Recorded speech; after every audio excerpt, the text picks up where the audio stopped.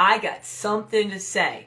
Sorry I'm a minute or two late, but talk about something to say. My dog had something to say. He was going like a wackadoo. I would think that, we were being invaded.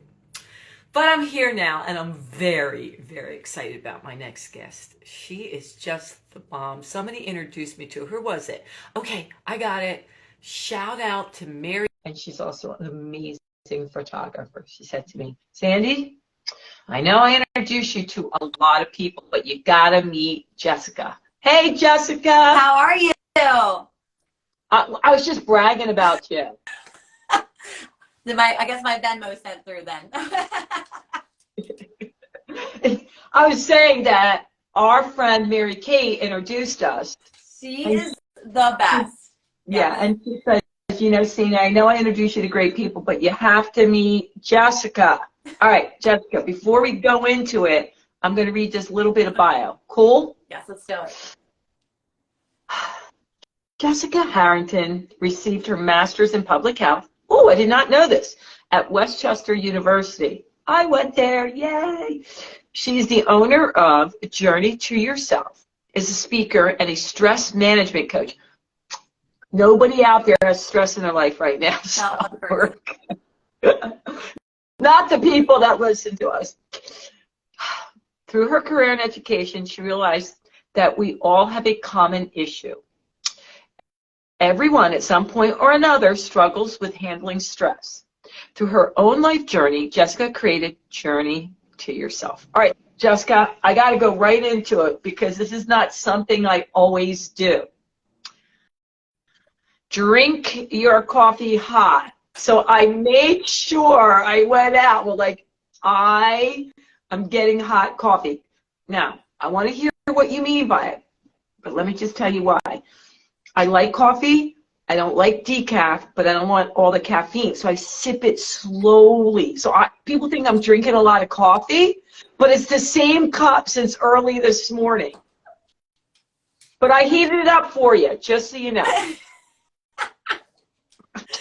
So I say drink the coffee while it's hot because it's just a reference and an idea of saying be with yourself now, right? So a lot of times when we make the cup of coffee, we lose it, we microwave it, we have to go get another one, right? Whatever the case may be, or maybe we're working at our desk and, we keep moving it to the side and we're like, oh my God, where's that cup of coffee at? So my mindset of saying drink the coffee while it's hot is to drink it right then and there, right? Not making any other excuses, just being with yourself because it's only 1 to 5 minutes. So just drinking the coffee while it's hot. I like that, and I do get that. I just want you to know it does taste better. And that too, I like a good hot cup of coffee. I'm not a cold coffee drinker, so. All right, so I got a bunch of questions about this. Let's do it. Obviously, stress is a hot topic and anxiety. But the things I heard over and over again from women around the world, and I think this is the big one, so I want to make sure I got it right, is I feel as if I'm always managing my stress. I feel like, and I've heard that over and over again, that these are people that when you meet, they look, fun, joyful, ease and flow. But they feel like every single day they wake up and their number one thing, which is sad, is how am I going to manage my stress today? Yeah. So is your question on managing stress? I just want to confirm what your question is. I'm so sorry. I don't know, Jessica. I was taken back by No, I mean, so, there wasn't a question, but they just kept saying it was almost like, tell Jessica this, or what do I do about this? Yeah, it really wasn't a question. Yeah. It was a statement, Yeah, of course. So, it's a true statement. So the first thing is first with understanding stress is that stress is a reaction to change. So it is going to be every single day, but it's how we perceive it and the boundaries we set around it. So when we talk about managing stress, we're talking about setting boundaries. We're talking about how we're perceiving the stress, right? So I heard you when I was trying to sign on about, hey guys, like I was a minute too late. I was dealing with the dog and then I was trying to load on, so I didn't get everything you said. But we could have acted different ways. We could have gone, oh my God, everyone's going to be judging me. No one's going to take me seriously. I'm going to be 2 minutes late. Jess isn't going to show up now. I'm the worst. And we could have went down that whole rabbit hole, right? Which is very common for us to do. Mm-hmm. But if you just go, okay, this is the situation. My dog needs to be taken care of. And then I'm just going to communicate it.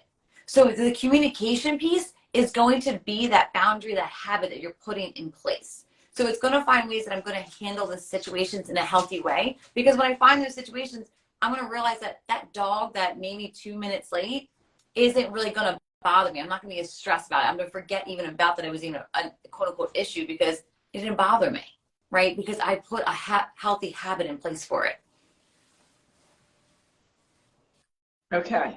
And by the way, I'm sitting here going, oh my God, I could have thought all those things, but I thought, yo, the dog's doing this. That's it. That's it. But yeah. If you think about it, you do that on small stressors, you know? Yeah. Okay.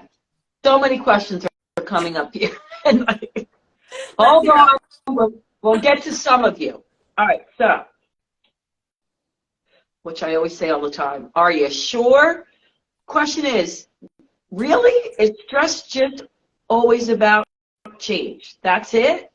About change, right? Think about it. When we think about stress, it's change. We have a normal system every day, right? We get up at a certain time, but when we get up, maybe the dog had an accident in the house. Maybe that morning I don't have creamer. Maybe that morning the kids are sick, right? So there's different things and things that I'm not expecting, which is that change. I wasn't prepared or ready for that, right? I didn't know that was coming. So that's a change, right? So it's something different. It's out of the normal. Okay, so then, this is from a dude, but we'll answer it anyhow. Of course we will. Of course we will. Of course we will. What's the difference between stress and anxiety? He's not sure. It's a chicken and egg situation, you know? I'm not sure which it is, but ... I don't have it when I'm not around my spouse and kids. No judging.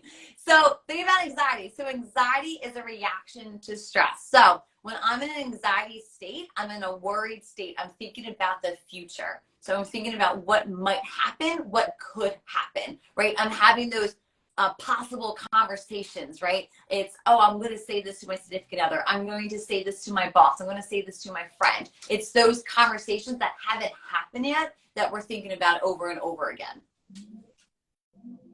Okay, so I'm going to refer back to something a gentleman, sorry, it is a guy, but it's a good question, last week. He said, I was listening to this podcast, and they said, you know, when you wake up in the morning, that's when you're the freshest. Like, because you just slept, you're not worried about anything, and that's where your head is going to be in that positive mode. He said, I don't know whose head that is. But when he wakes up, before he gets out of bed, that's when all the stuff starts ticking in his head. And then it takes him to, okay, I'm going to get out of bed. And by the time he makes coffee, it starts settling down. So he's like, he just wanted to know me to ask you, is that normal? Because he's not waking up all pippy skippy. He gets himself that way. He wakes up with Mayday, Mayday. Okay. So he's waking up. So as soon as he wakes up, he's then initial negative thoughts. He's thinking about the to-do list. He's thinking about what he has to get done, et cetera, right? So what I like to point out to you is that we all have these thoughts. We all have thoughts going on throughout a day. We are humans. That's what makes us humans, right? So on average, we have about 60,000 thoughts a day. So if you think about it, as soon as I wake up, I'm going to have a thought, right? So I'm going to have these continuous thoughts where the stress process, right? So that's a lot of thoughts, right? So as soon as I wake up, yes, a thought's going to happen, right? So it's what I do with these thoughts. And that's the biggest process on all of this, right? Am I believing these negative thoughts? Am I acting on these negative thoughts? Right? So if I wake up and I'm, oh my God, I have no time to get all this done. I'm so worthless. I'm not strong enough to get these things done. I'm not active enough. I'm not organized enough. right? How am I talking to myself about this to-do list that I have going on, right? And then it's that action step. Okay, when I'm thinking about the to-do list, being realistic in the hours that I have today, giving everything I have to do, all the places I have to be, what am I able to get done? And what is that communication in the sense of who I can ask for help? Who can I delegate things to? Who can I communicate to, right? Yeah. Yeah. I like that because I'm trying to picture me with the 60,000 thoughts in my head. I always ask them, like, and then who thinks they have more than that, right? Or less. Or less. No, I don't got a lot going on. I like the last part, right? So, one of our guests wants to know, how much does hormones, shout out to, midlife, changes, how much does hormones play a role in stress? For sure, they definitely play a role, right? So especially with women, we have menopause, we have, our monthly, we have our monthly cycle, things like that. When we're going from preteen to, all that kind of stuff. So hormones definitely play a part. Stress does make that hormone reaction worse, though, right? So it enhances all of that, right? So if I'm stressed out during that hormone cycle, my acne is going to increase, my cravings are going to increase, right? All those things are going to increase. So it's, again, putting those habits in place to, remember, we can't take the stress away, but we can decrease it and we can look at it in a different light so then it's not as heavy on us. I like that, Jessica, but it's got my dude again is saying, I might be able to take the stress away because I don't have it. But if I don't look at it as a stressor, again, going back to your dog situation, right? If I don't look at it as a stressor, I'm not carrying that with me anymore. That's not a load on my back anymore, right?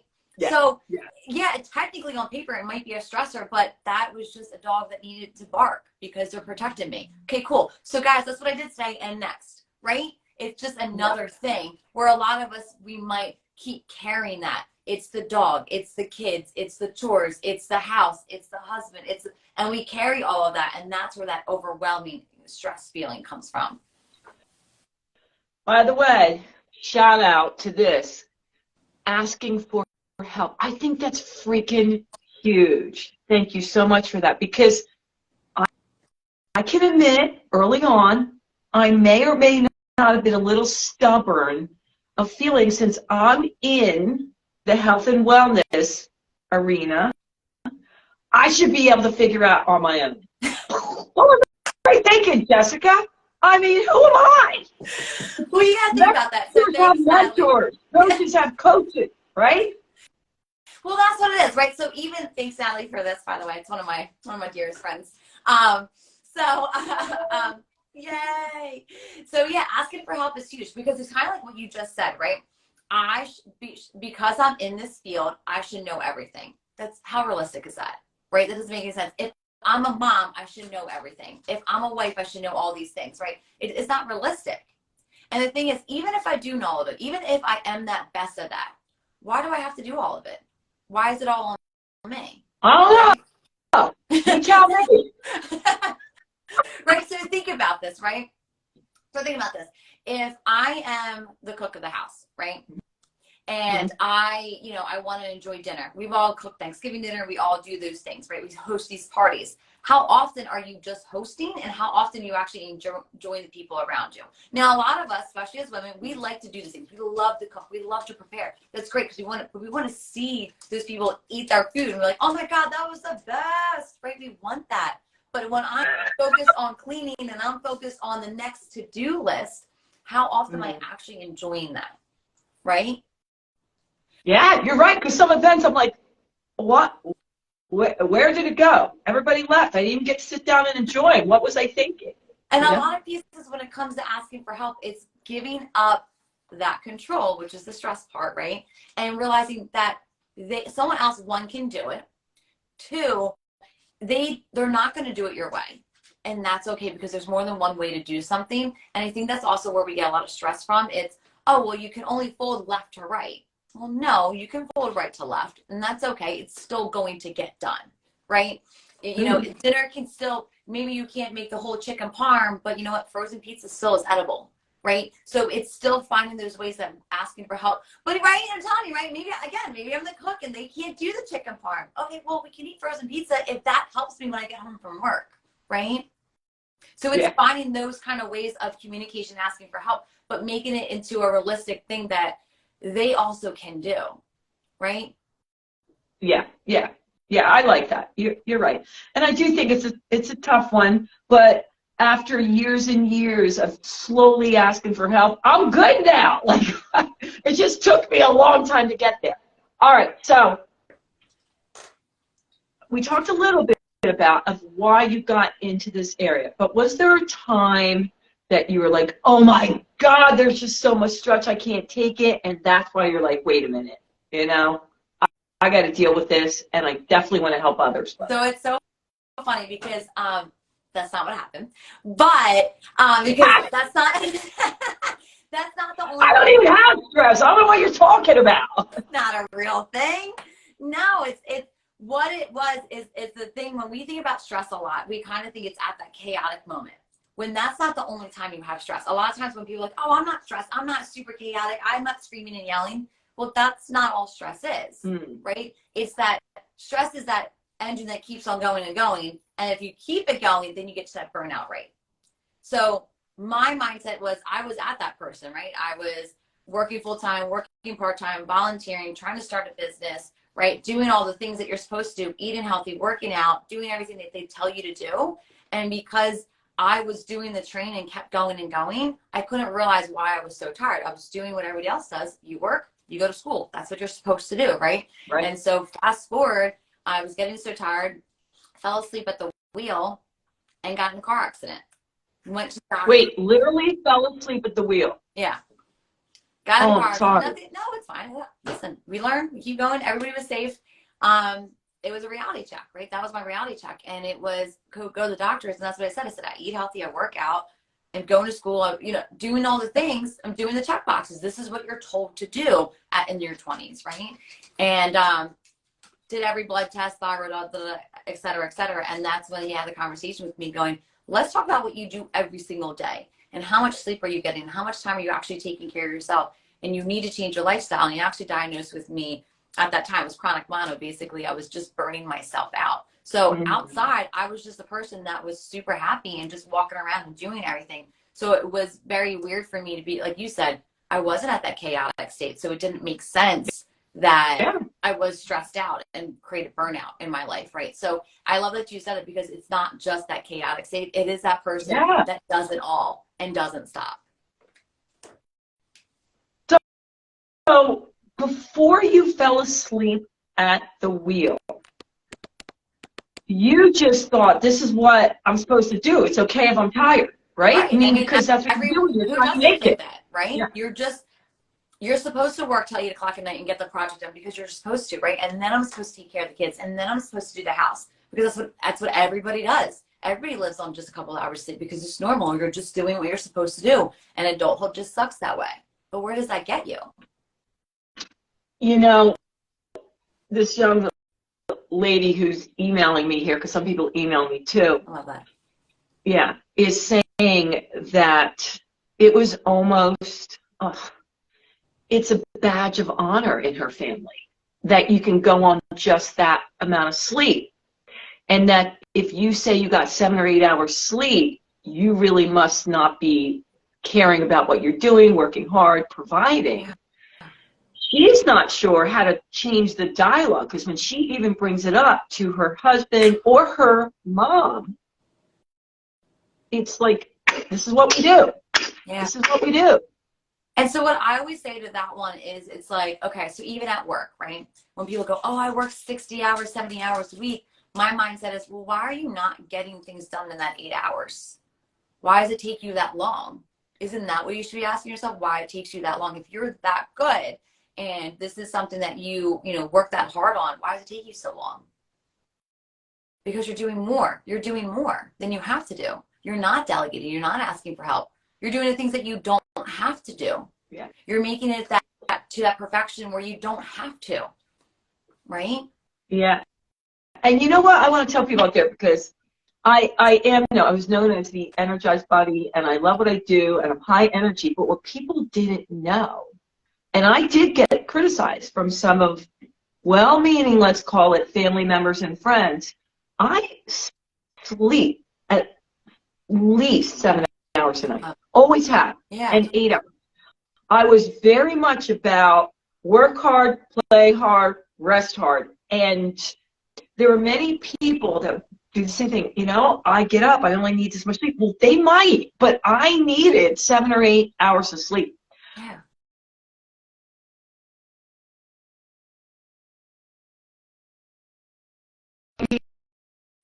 Because it was thought about that, you know, well, you must not really be caring about starting your business. Isn't that crazy? And so you froze a little bit, so I didn't get all of it, but I definitely got to understand.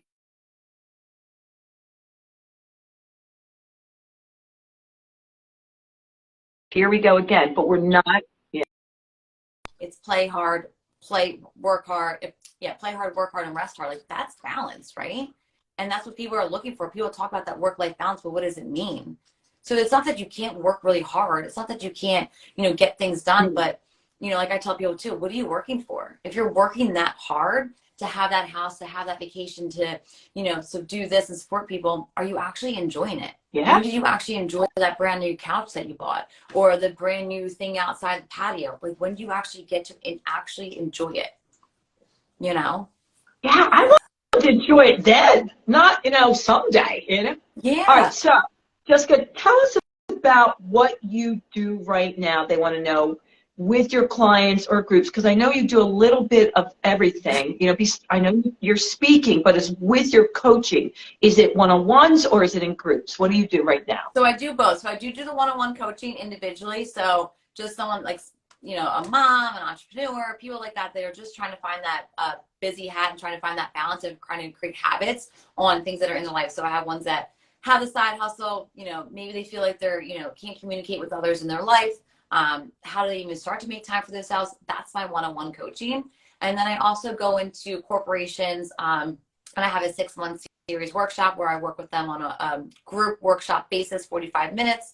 No meditation, no yoga, very much on communication, time management, what the heck even stress is, burnout is, very interactive workshops that I provide for them as well. Yeah. And then obviously speaking. So I love that you said that, because it's not that meditation and yoga aren't amazing, but you're coming at it from a whole different angle. Yeah, and what I tell people too, it's more of, again, meditation, yoga are amazing, but I really say that I'm a fast talker and a loud talker, so I probably should not be teaching you meditation. I probably would just make more stress for you. So I just got a different way to teach it. That's all. Yeah, I love it. All right. Well, this is up my alley. You say create 1 to 5 minutes a day just for you. Just 1 to 5 minutes. All right. What do you want them to do in that 1 to 5 minutes? Does it matter? Well, that's what I'd ask people, right? So that kind of goes back to that drinking the coffee while it's hot. Just sitting with the coffee, not checking emails, sitting outside, whatever the case may be, just sitting there, right? So the way I try to tell people is, if I took the kids, have the husband, have your bills, have your chores, jobs done, and you had 5 minutes to do whatever you want, what would you do? And a lot of people don't even know how to answer that part. I don't know what I would do. I haven't sat with myself. I never made the time to read that book, right? They haven't made that list. So my first thing is set a timer for 1 minute and write a list of all the things you would do in 5 minutes if everything else was taken care of. Start there. And all you're doing is just making time for yourself and having that self check-in, because that's really what it is. When we talk about stress, when we talk about communication and things like that, it's a lot about knowing what you want and you need. But until you hang out with yourself, you're not going to know. We do a lot of, well, they should know. They should know that answer. Well, if you don't, why should your significant other? Why should your kids? Why should your business partner, right? Ooh, good point. Yeah. Good point. All right. So what do you do in the morning? So I'm a big component of how people start their day. So ask her, what does she do? What's your routine in the morning? Yeah. So 2 things on that. I'll definitely tell you my morning routine. But I always recommend people, we start off great, that's amazing, but make sure you have a night routine as well. And then we can increase routines throughout the day. So just 2 cents there. So my morning routine, I get up with my fiance. We have, get him ready for work, hang out. Wait. Did you just say fiance. I did. Getting married! Yay! Thank you. When's the date? Did you set In the date? January 20th. Congratulations. Thank Okay, you. you get up with your fiance. Get out with him. We have our coffee, get him ready for work, hang out with the dogs.